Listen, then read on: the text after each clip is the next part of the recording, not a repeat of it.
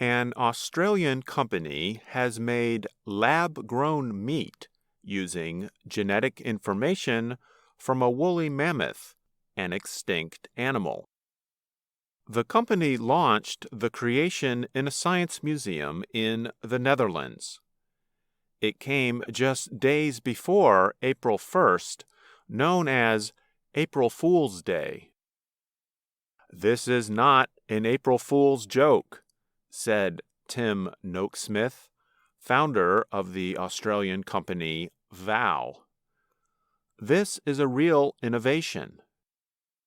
The lab-grown meat, also called cultivated or cell-based meat, is made from animal cells and grown in a lab. Animals do not need to be killed to produce them.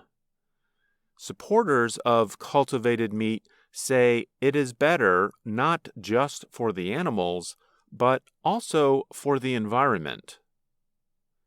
The company, Vow, combined genetic information from the mammoth and African elephants, the mammoth's closest living relative.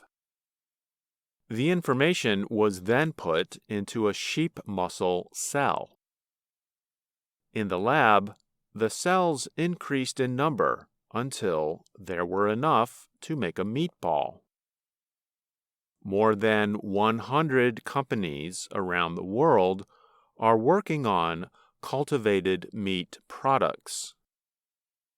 Experts say that if the technology becomes more common, it could greatly reduce the environmental impacts of meat production in the future.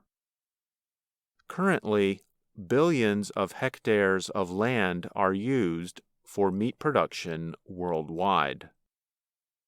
Singapore is the only country so far to approve cultivated meat for humans to eat. Vow is hoping to sell its first product there, cultivated Japanese quail meat, later this year. Vow does not plan to put the mammoth meatball into production. Instead, the company created it to bring attention and get people talking about the future of meat. "We wanted to get people excited about the future of food, that there are things that are unique and better. And we thought the mammoth would be a conversation starter," Noakesmith told the Associated Press. Saren Kell is Science and Technology Manager at Good Food Institute, a nonprofit that promotes plant and cell-based food. Kell said companies usually use cells from farm animals and seafood to develop cultivated meat. She noted that lab-grown meat can help reduce emissions from animal agriculture and satisfy worldwide demand for meat.